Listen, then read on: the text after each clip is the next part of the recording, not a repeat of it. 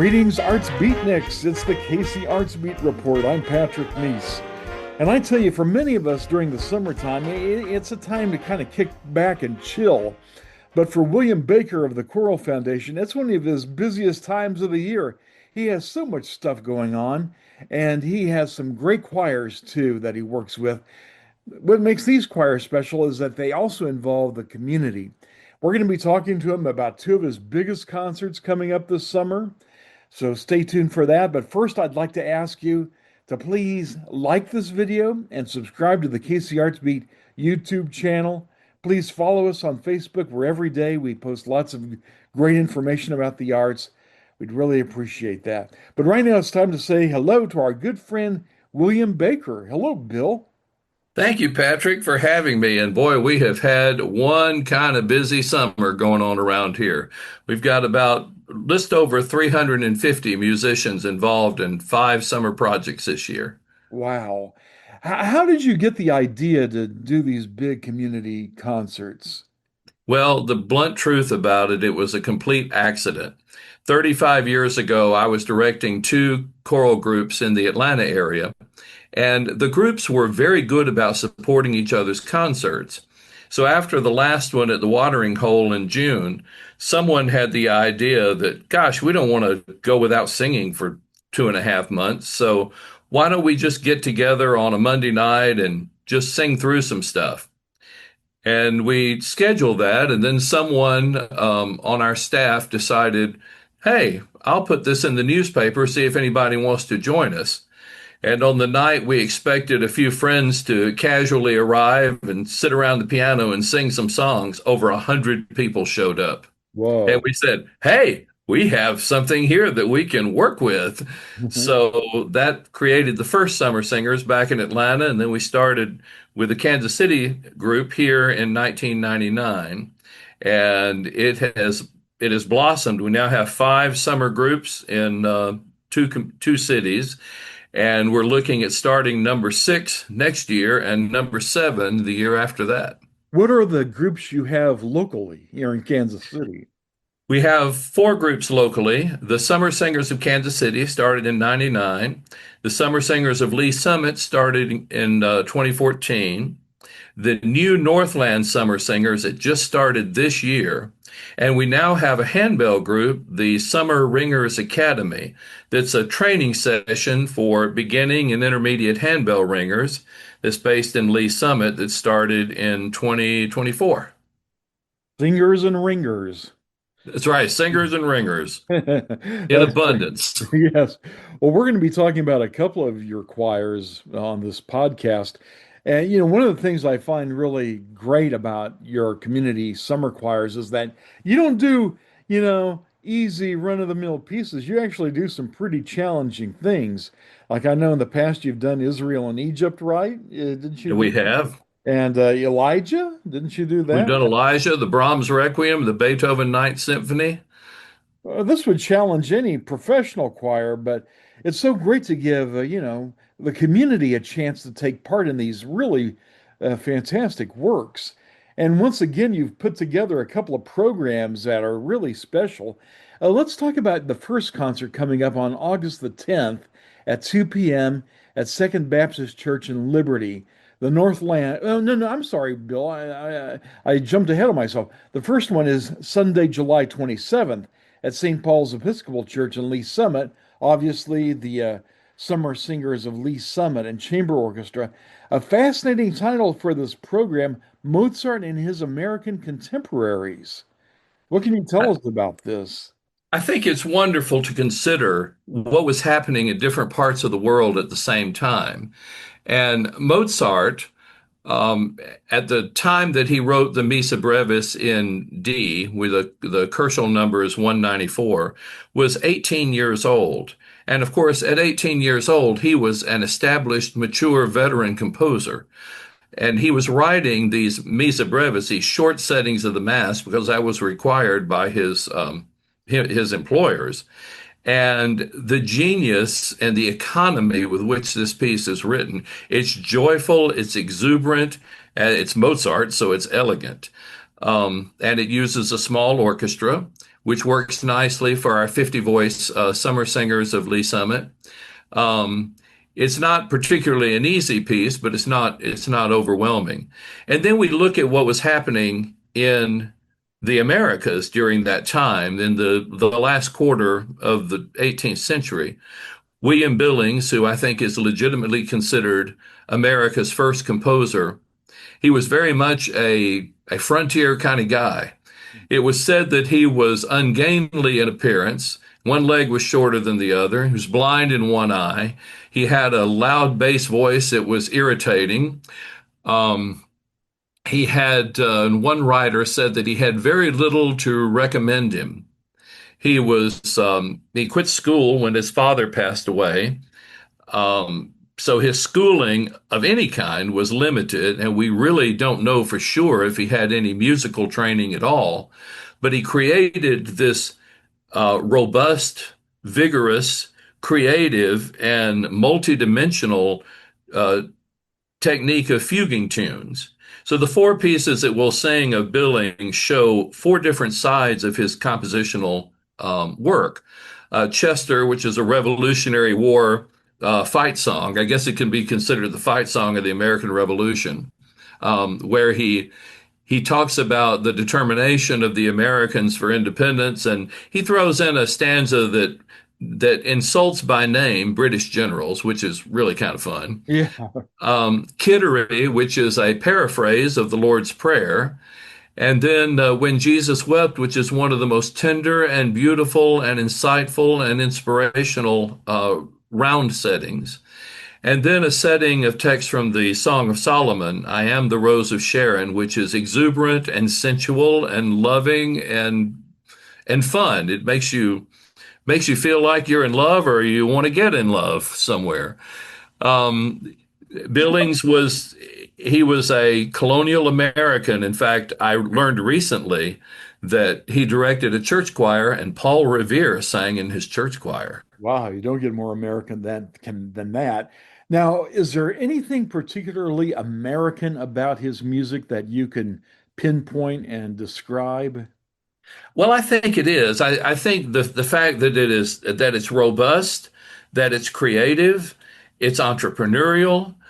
One of the great book, Oscar Handlin, that I've read, Americans in Rebellion, A Restless People, which tells a lot about what society and life was like. And these are people who built a world in the frontier. They had to, we might say, make it up as they went along. And this is what Billings did. He created these rounds and these fuguing tunes um, in a unique way without really a European model. And that's contrasted by, say, the music of the Moravians, which will also be included in our program.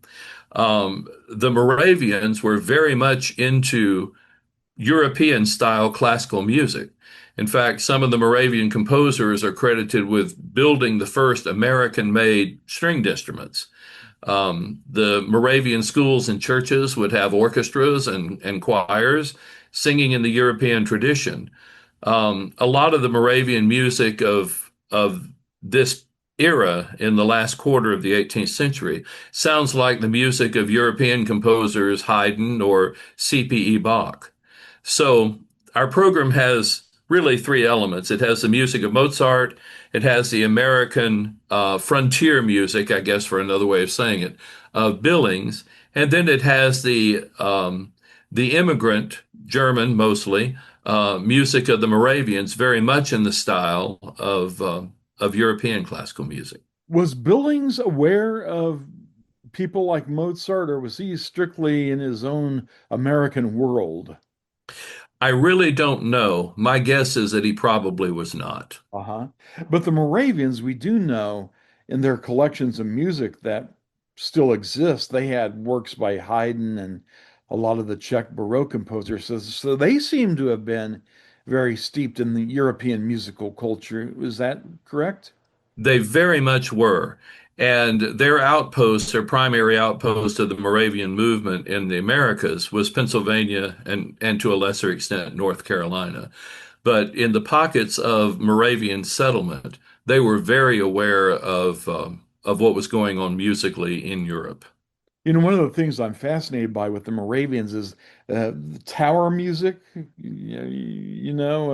where they would call people, I guess, to prayer with trombone choirs in the towers. They would, the trombone choirs in the towers, and families would have their own hymn that was related to them. And if there was an event in a family's life in the church, a death or a wedding or something, that the trombone choirs would play the hymn that was associated with that family. And then a hymn maybe that was associated with weddings or a hymn that was associated with the announcement of a death. It was a very spiritual community, a very tight community, a very sharing community, and some of the music is really quite profound. Especially one of the pieces we're doing is a setting of it's "Go congregation, go and see thy Savior in Gethsemane." And the end of that part of it is a scene which will amaze, thy Maker praise. And then it goes into the text of surely he hath borne our griefs with a chorale setting that is just stunningly beautiful. Now you're going to be conducting the Mozart and Billings, is that right? That is correct. And our new associate music director, who's a former choral intern with the Choral Foundation, Nicole Williams, is going to be conducting the Moravian pieces. Is the choir finding this music fun to sing? I think so. I really think so. I think um, they have gotten very, very enthusiastic, especially about the Billings, because it's rigorous and Uh-huh. exciting music. And also the Mozart. Mozart is just fun to sing. It's so beautifully constructed. I mean, that sounds cliche-ish to say that, Mhm. but it is really true. There is not one note that's wasted. There is not one note that is not elegant and delightful. Well, it sounds like that elegance of Mozart will contrast nicely with maybe the raw frontier music, as you call it, of Billings. Well, I think so. And I noticed a few other composers. I'm not sure how to pronounce them. John Antis or Ant. John Antis, I think, was one of the leading composers, and Christian Gregor of the Moravian Right? movement, and Johann Christian Beckler. Is a little bit of a later composer. I'm kind of squeezing him into this era, Uh-huh. but his setting of "Oh, the Blessedness is Great" is really a lovely piece that I didn't know until I did research for this program. What can you tell us about the soloists for this concert? The soloists for the Summer Singers of Lee Summit concert are Melissa Overton, who is a member of the Festival Singers and a professional soloist, Jennifer Lahaski, who for 3 years was actually the director of the Summer Singers in Lee Summit. I turned it over to her 4 years ago, and then she's got so many opportunities for summer workshops and guest conducting and so forth that um, she turned it back to me.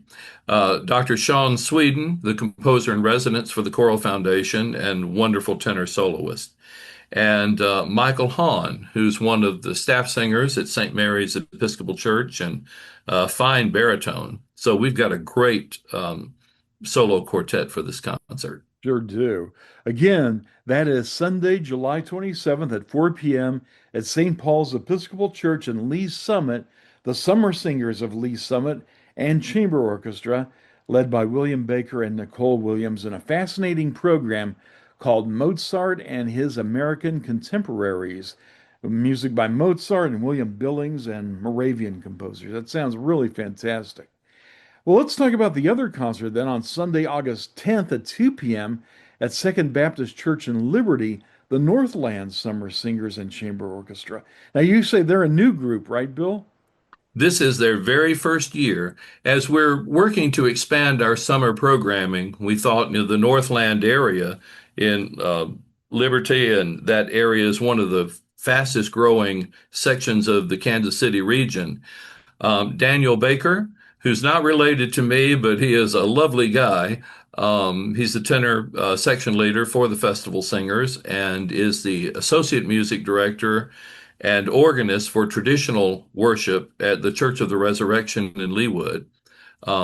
Brilliant, brilliant singer, brilliant conductor, and just all around great guy.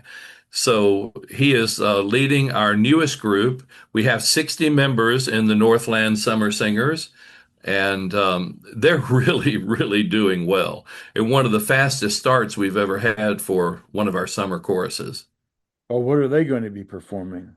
They are performing Vivaldi's Gloria, which is one of the most popular choral pieces that's ever been created, and Vivaldi's setting of Beatus Vir, which is Psalm 1, which is a lovely piece, and probably a lesser known piece by Giovanni Battista Martini, Domine ad adiuvandum me festina.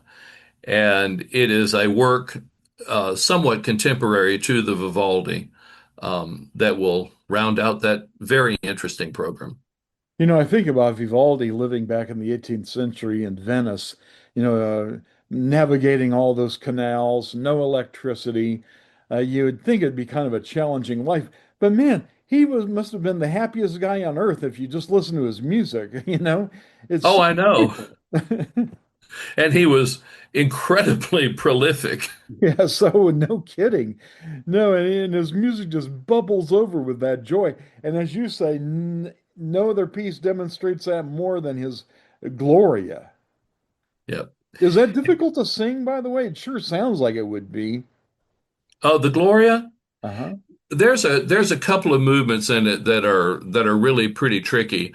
Um, I think that there's like Mozart, it's so well composed that it falls into place. But of course, the most difficult chorus in the Vivaldi Gloria was not written by Vivaldi.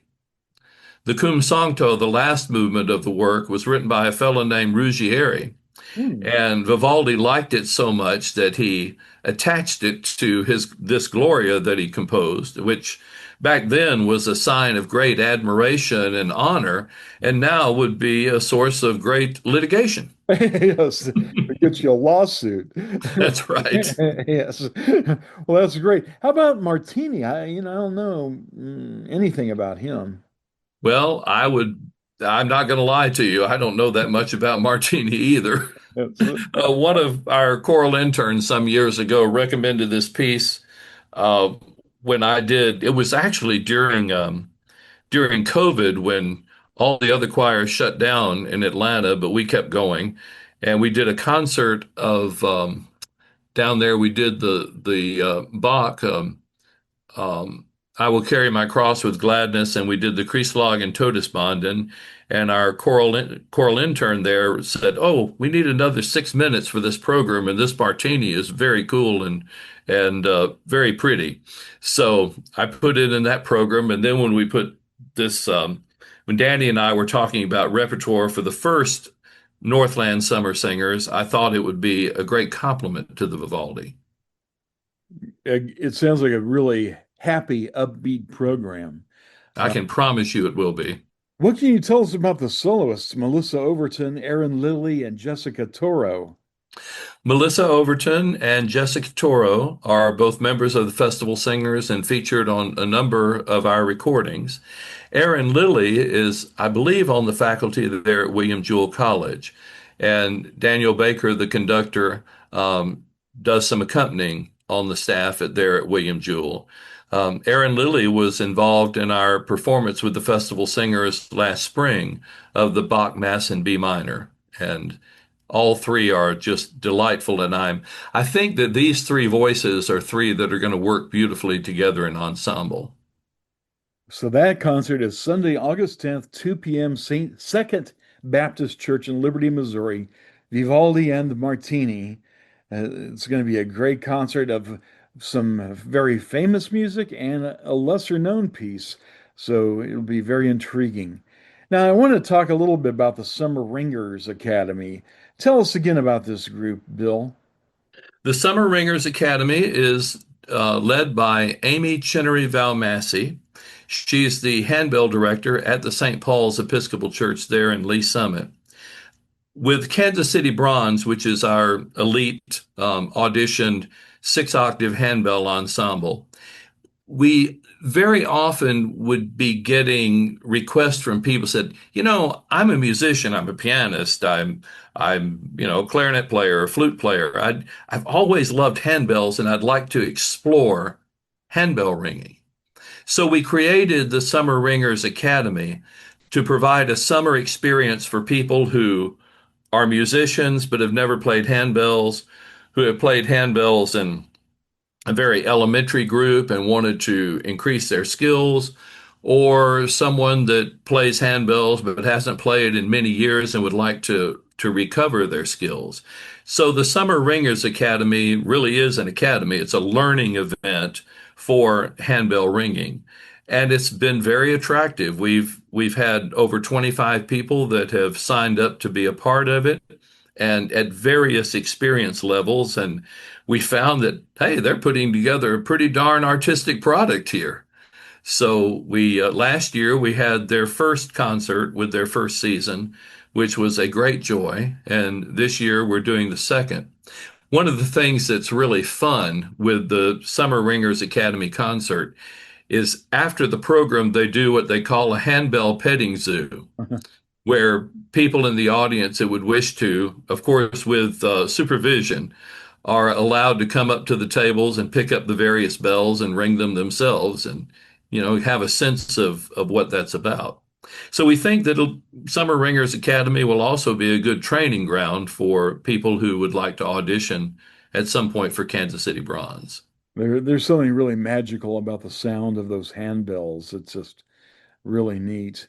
Now, that concert is going to be Saturday, August 16th, 6 p.m., St. Paul's Episcopal Church in Lee Summit. Now, for people to get information about all these concerts, Bill, where can they go? They can go to coralfoundation.org/concerts. And there they can find details about the concerts and purchase tickets. And they can also find out a bit about a big concert coming up in August, which I want to have you back on the show to talk about. It's going to be Beethoven, which you do so well. Well, So, thank you. but we'll do that the next time. It's always a pleasure catching up with you, Bill, and finding out what in the heck you're up to. You're always up to something. You're always expanding and growing. You never rest on your laurels, and it's just great the way you're expanding these community choirs because they perform such a great service both to audiences and to the singers themselves. Keep up the great work. Thank you, Patrick. Until next time, please like this video. If you know somebody who'd be interested in it, please share it with them. And subscribe to our YouTube channel. Follow us on Facebook. This is the KC Artsbeat Report. Until next time, I'm Patrick Nice.